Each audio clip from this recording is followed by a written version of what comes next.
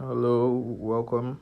So today we're going to look at how to fix any bug on Snapchat. So let's get right into it. First, I recommend you check if this is a general issue by searching is Snapchat down on your browser. So you use down detector to see. So here you can see the statistics of one that has made a complaint about Snapchat in recent time. There's a great spike in this. It means Snapchat is down generally. Next, I recommend you search internet speed to know the speed of your internet. And you can run a speed test to see how fast your internet is moving to know if that could be a possible issue. Because if you have a slow network, then you probably might not be able to access Snapchat features.